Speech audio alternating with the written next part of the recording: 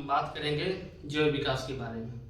जैव विकास जो है बायोलॉजी का बहुत इंपॉर्टेंट चैप्टर है। जैव विकास में हम देखेंगे जीवों का विकास कैसे हुआ। जैव विकास को सिद्धांत देने में जो सबसे प्रमुख वैज्ञानिक थे उनका नाम था लैमार्क। आज हम लैमार्क के बारे में पढ़ेंगे, उनके क्या क्या सिद्धांत थे। उनके सिद्धांत को कहा जाता है लैमार्कवाद, लैमार्किज्म।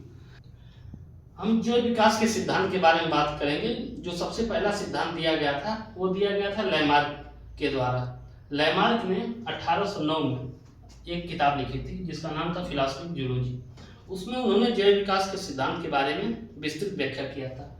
इसमें से जो उनका पहला सिद्धांत था वातावरण का सीधा प्रभाव। उन्होंने बताया था कि जितने भी जीव जंतु हैं वातावरण में, उनका वातावरण का जो है प्रभाव जंतुओं पर पड़ता है। कैसे?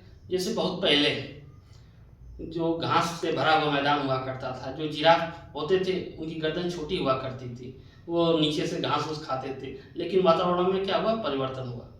जब वातावरण में परिवर्तन हुआ तो घासें समाप्त हो गई।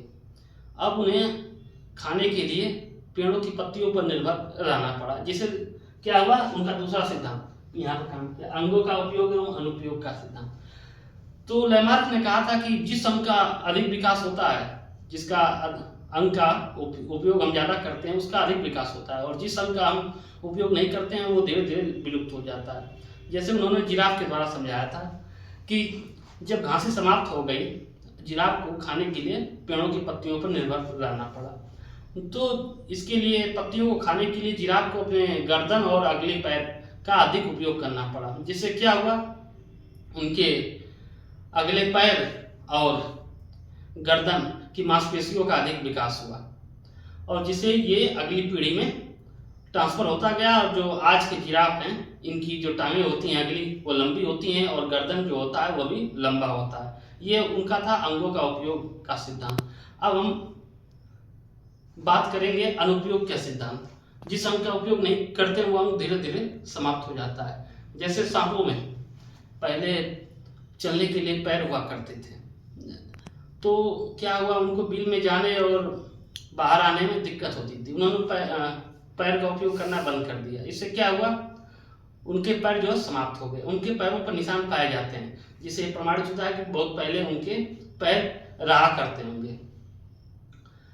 उसके बाद हम बात करेंगे उपार्जित लक्षणों की वंशागति का सिद्धांत। लैमार्क ने कहा था कि जो अंग का उपयोग अधिक करेंगे उसका विकास होगा, और वो अंग अगले पीढ़ी में जाता रहेगा।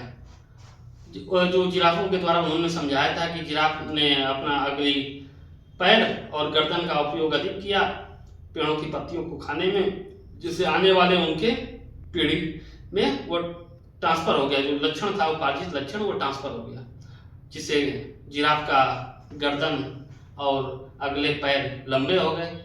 और जो सांप का उदाहरण दिया था उन्होंने, ये सांपों को बिल में जाने और आने में समस्या होती थी, उन्होंने सांपों ने पैर का उपयोग करना छोड़ दिया, जिससे वो पैर उनके विलुप्त हो गए।